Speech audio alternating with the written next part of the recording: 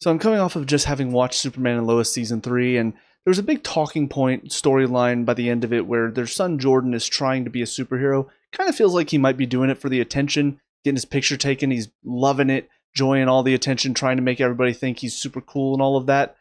You know, it's framed as a bad thing in that show. Kind of wonder what the writers of Ironheart have to think about that.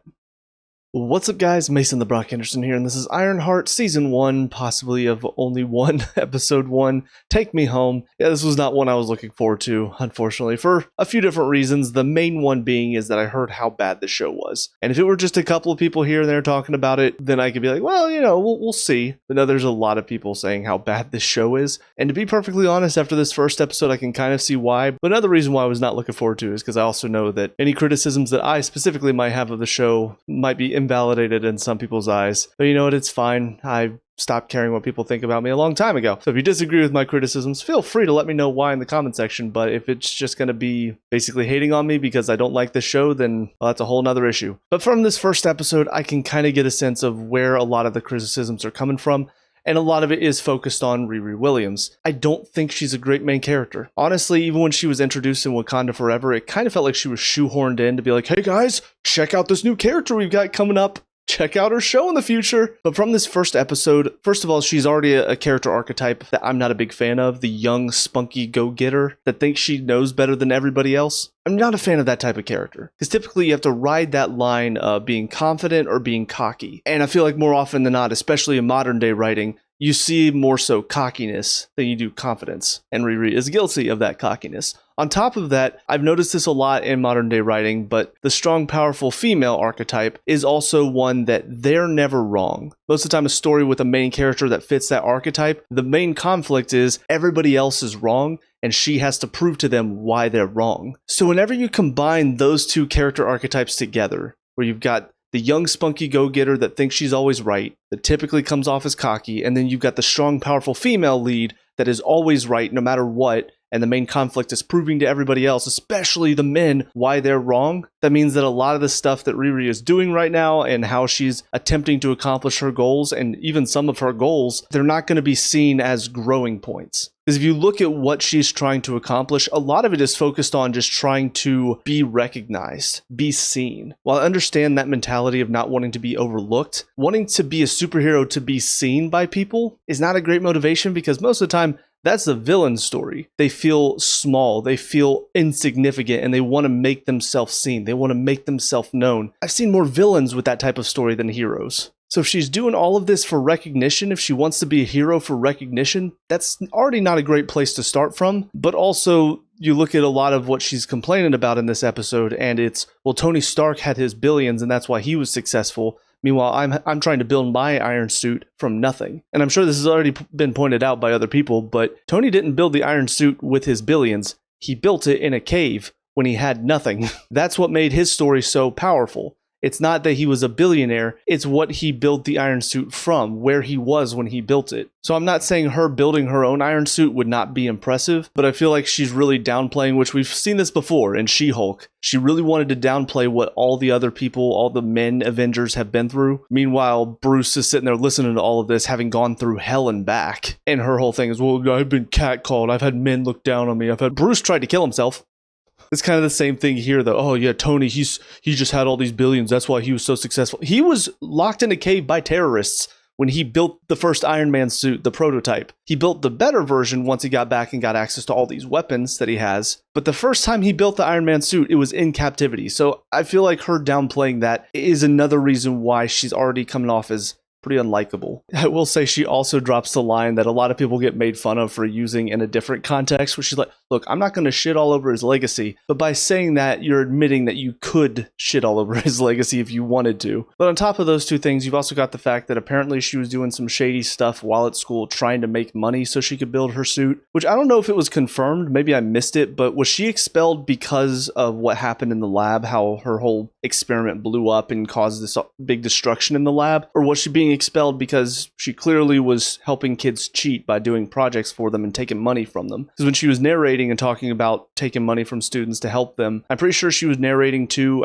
I think it's the dean that she was talking to. That's why I'm wondering, was that the reason why she was expelled, or is it because a lab experiment went awry and caused damage. Or maybe it was a bit of both. I don't know. But you've got that, so she's already kind of bending the rules, basically to help herself. And so by the end of this episode, she decides to hook up with this gang, which not a big fan of the gang so far. They feel kind of generic. Even the main guy, the Hood, feels like a generic villain. Like they shoot a lot of these scenes as if he's this big, intimidating guy. He's taking off his hood. He's got tattoos all over his back. It's slow motion. You're like, ooh, tattoos. And then it shows him like putting his hood around this mannequin. And they zoom in on it as if it's like this big deal.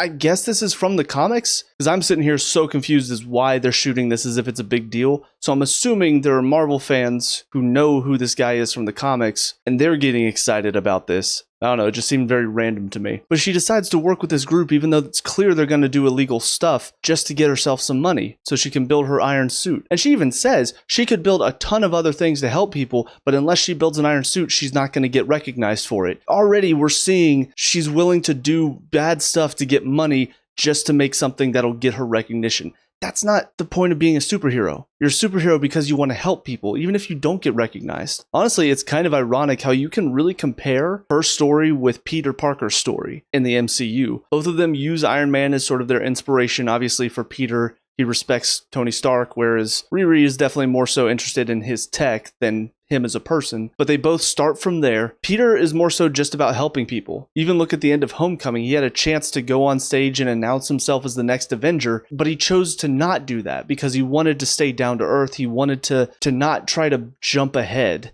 because he has that connection with Tony Stark. Whereas Riri is definitely not interested in laying low and being a hero from behind the scenes and trying to help people without getting recognized for it. She 100% wants to be recognized for it, and that, in my opinion, shows when you compare the two why Peter is a stronger character than Riri is. But outside of her character, the episode itself is not good either. There's a lot of exposition in this. And I know they have to get us this information somehow, but man, can't you do it in better ways than how you're showing us? They keep showing us the same couple flashbacks over and over again, and not until the end of the episode do we see what happened to her stepdad and Natalie. But they keep having these little weird flashbacks that show, okay, well, she lost two people close to her. But the problem is we've already had a character spell it out for us whenever she's outside of the apartment. Xavier at one point talks to her about everything that happened. And then the one guy that works for the Hood, I don't remember his name. Only really remember Stewart because they said his name a lot in the opening, played by Eric Andre. But outside of that, I'm terrible with names, so I'm going to try to do my best to remember everybody. But the one guy, I think he's the right-hand man for the Hood. He's the one that's doing his tattoos. When he shows up in the shop where she's trying to get all these parts, he basically spells out her whole backstory to a guy who already knows because he has pictures of her up on his wall. Who does this in real life? It's so unnatural. It feels so out of place. I feel like it would be better suited if he just went, yeah, who hasn't heard about Riri Williams? And then they cut to the pictures on the wall,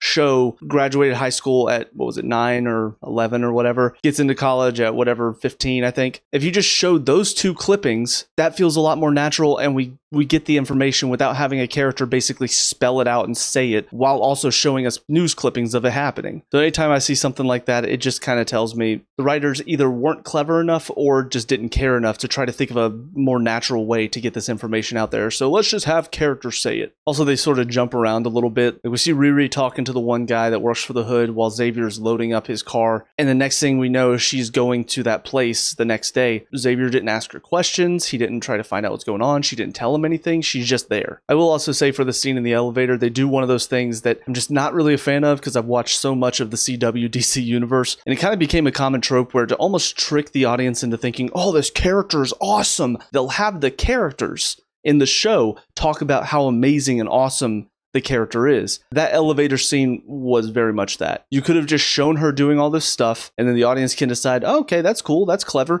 but instead you have to keep cutting to the rest of the group that works for the Hood, all watching her and going, oh, damn, okay, yeah, oh, that is clever, as if we're not going to think that. So now have characters say it, so now your audience thinks it. That's how that works, right? If we say it enough, you'll believe it. And then the final problem I had was when she was doing her whole neuro uplink thing, the power completely cuts off. So it's clearly sucking up all the power. There's no reaction. Like, I'm expecting something from her mom, maybe something from the upstairs neighbors, but there's nothing. I know she did it at night, so maybe some people are asleep, but I don't feel like everybody would be. And even so, when she wakes up the next day, there would be some people going, why is the power off? So like I said, not really a good start. Definitely makes me believe that everybody's criticisms, everybody saying the show was not good, makes me believe that a lot more from this first episode. I'm just hoping there's something enjoyable in this, because even looking at something like Miss Marvel, which I was not that big of a fan of by the end of it because how bad the writing got, I still feel like there was a bit of fun to it. Her character had some fun moments throughout. Her parents are pretty fun to have as well. So I just don't want this to be a show where I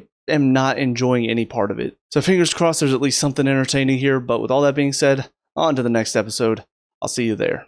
And now episode 2, will the real Natalie please stand up? So I'm just going to go ahead and get into the biggest grievance I have with this whole episode right off the bat. The show is definitely written by people that would get offended by me using the word clanker. Because that final reaction from the mom, talking to Riri, asking about Natalie, that's not a normal reaction. That is an unhealthy reaction. To find out your daughter created an AI program of her best friend and not immediately going, all right, let's sign you up for therapy, because that's not healthy. There are several ways to deal with somebody's death. Creating an AI program of them is not even in the top 100 healthiest ways to deal with it. Because even though this is not why Riri created Natalie, I'm pretty sure she did it subconsciously because it happened while she was asleep and she was thinking about Natalie, but her mom doesn't know that. So based on what she sees, her daughter created this AI program so that way her best friend is no longer dead, which is not the case because AI programs do not have souls. But the fact that her reaction was not, hey, this isn't okay, and instead was, hey, can you create one of Gary too? What? So the mom is clearly also a little messed up. She's not gotten over the death of her husband. If she's wanting an AI program of him as well? So I don't know where this story is going. It sounds certainly very pro-AI at the moment. And it's a little concerning just based on the one conversation that we had here. That it almost feels like the writers are going, hey guys, AI programs, they could help you relive and talk to your loved ones. Isn't that so awesome? Basically recreate your loved ones in a digital space and talk to them. Nobody ever has to die. We can recreate them. Same personality. They sound the same, they look the same, they'll never die. How is that not concerning? So I hope this turns into a bad thing in the future. Based on what I'm seeing so far, it certainly doesn't seem like it. But Natalie herself is just not that interesting. The actress, I don't know if it's her fault or if it's the director's fault, but she comes off as really fake. And I know that's ironic because she's supposed to be an AI, but she's supposed to seem realistic, like she's almost human. A lot of this feels very Disney Channel when it comes to the levels of acting between her and Riri, to be perfectly honest. So none of it was really gripping me. A lot of it was boring. As far as the story in this one, I gotta admit, this is probably the most boring story I think I've seen from Marvel in a long time. Your main character has to go get parts for her suit so that way she can help the bad guys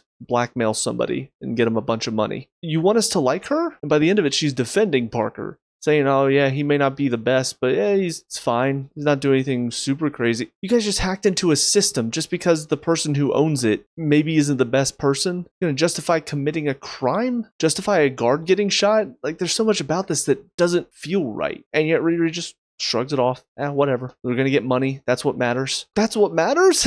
Again, we're supposed to like this character, but first we'll focus on Joe because I don't really understand his inclusion in all of this. It just feels so random. Kind of feels like that stereotypical, ooh, I don't want to upset anybody, scaredy cat type of character, but then is given some confidence by Riri. And it's funny how at the end of it, he goes over with the shears, and it's being played as like this, oh God, what is he about to do? And then he starts clipping her flowers. I'm like, this could escalate. This isn't good. And then he stands up with a flower in his mouth and Alanis Morissette starts playing. And it's like this goofy, funny scene. I'm like, no, this is concerning. Because somebody like him who's been beaten down for so long, who's just taken it for so long, now all of a sudden feels confident enough to go do something like this. Who knows where that's going to go next? If his neighbor comes over and starts accusing him of it, who knows what he's going to do to her then? He's been basically alone for so long. I kind of feel like this is the start of a supervillain story. Like next time she comes over and says some awful stuff to him, he's going to stab her or something. Like I'm not sitting here going, oh, this little Joker, he's cutting her flowers. Oh,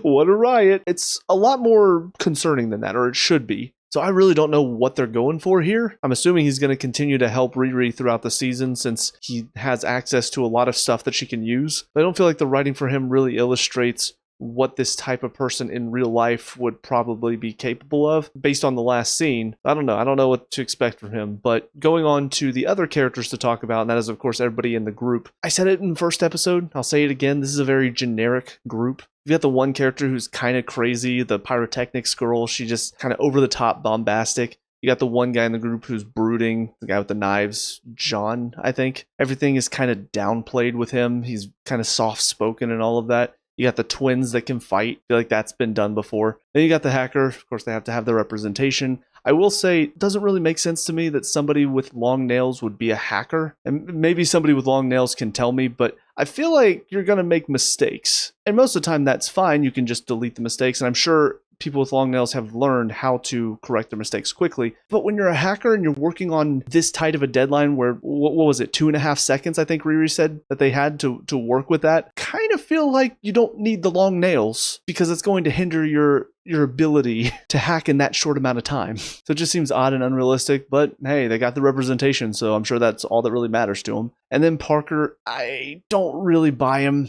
as a main villain because it feels like that's what he's going to be. Whatever this cloak is that he puts on, or hood, I suppose. It feels like it's giving him powers. It's messing with them, very similar to like the Green Goblin mask is what it made me think of, with it like whispering in his ear. So I'm assuming whatever these lines are that are growing on his back, it's corrupting him in some way. I don't know how. It's not that compelling, to be perfectly honest. Even that scene when he shows up in the car, first of all, he can turn invisible? When did that happen? Did we know about this? I feel like that's the first time that it was even brought up. Is that the hood's power? Is that his power? I got so many questions and we just sort of skipped over it. But that scene whenever he's threatening the CEO of this whole company that owns the tunnel system, I just didn't really buy it. I didn't feel intimidated by him. I didn't feel like he was really threatening in that situation. So I don't know. Again, I'm not sure if it's the actor or if it's the directing, but didn't really bring out what I think they were trying to bring out in that scene to show how scary this guy can be. So I don't know where it's going to go from here. Pretty sure Parker is going to become the main villain, but I don't know when that's going to happen. This does feel like it probably should have been a movie because there are so many scenes that do feel like they're just sort of dragging time on. You've got the one scene when Natalie starts breaking out a computer.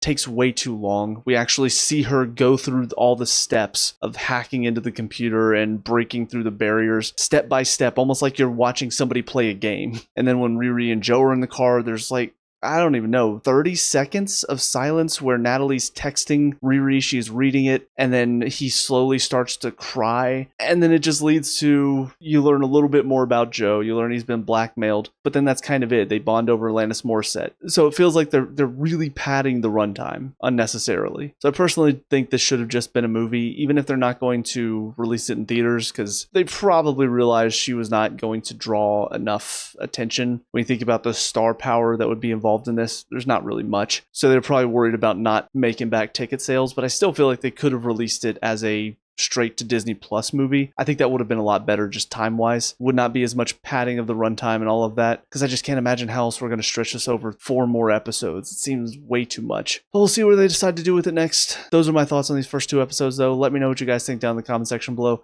What are your thoughts on these first 2? Let me know. We can talk about and discuss all that good stuff. Leave a like and subscribe for future Ironheart reviews. Also, check out the channel. We have a lot of other reviews on here, so check those out if you have time. But until next time, I hope you guys have a great day, and I'll talk to y'all later. Peace out.